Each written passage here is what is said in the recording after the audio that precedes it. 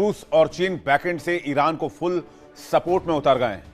रूस में आरागची की मुलाकात और यहां पर बहुत खौफनाक प्लान बनाया गया है।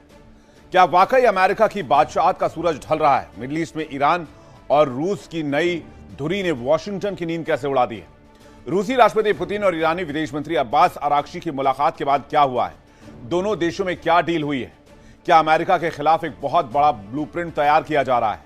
अमेरिकी राष्ट्रपति डोनाल्ड ट्रंप ने ईरान से फोन कॉल की गुहार लगाई है। वहीं ईरान मॉस्को और बीजिंग के साथ मिलकर अमेरिकी दादागिरी को और अमेरिकी घेरेबंदी को तोड़ने की बहुत पुख्ता रणनीति पर काम कर रहा है, जिस पर पेंटागन तक के होश उड़े और वहां भी मीटिंग्स का सिलसिला चल रहा है।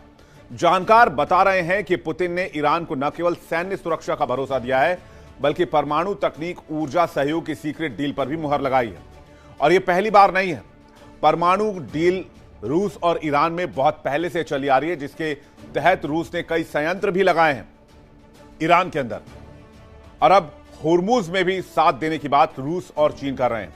होर्मुज में इधर अमेरिकी एयरक्राफ्ट कैरियर भी मौजूद है, लेकिन ईरान के लिए डर नहीं बल्कि चुनौती बन चुकी है। रूस और चीन के साथ मिलकर ईरान अब उस ग्रैंड गेम को अंजाम दे रहा है, जहां अमेरिकी नौसेना की घेरेबंदी ताश के पत्तों की तरह ढह सकती है।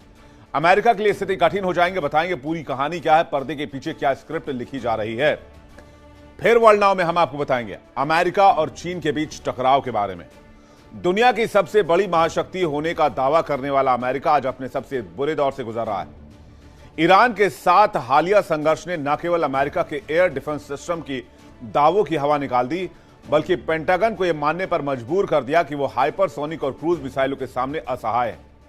गोल्डन डोम की सुरक्षा के लिए हताश कोशिश और युद्धपोत बनाने के लिए जापान और दक्षिण कोरिया की ओर हाथ फैलाना, यह अमेरिकी सैन्य तंत्र की बढ़ती कमजोरी और मशीनों की कमी की साफ गवाही देता है।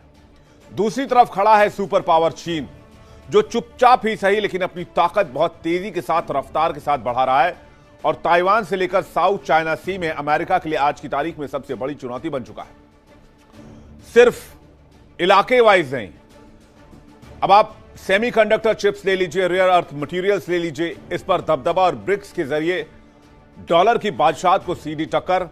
चीन अमेरिका को वैश्विक तौर तरीकों से चारों ओर से घेर रहा है। पेंटागन की रिपोर्ट चीख चीख कर कह रही हैं कि अमेरिका अब निर्विवाद सुपर पावर नहीं रह गया है। ईरान जंग में हुई किरकिरी से लेकर अमेरिकी हथियारों की साख डूबने से लेकर वैश्विक बाजारों में युआन के बढ़ते दखल, ये सब कुछ बता रहे हैं कि अमेरिका की साख दांव पर नहीं लगी है, अमेरिकी साख गिर चुकी है।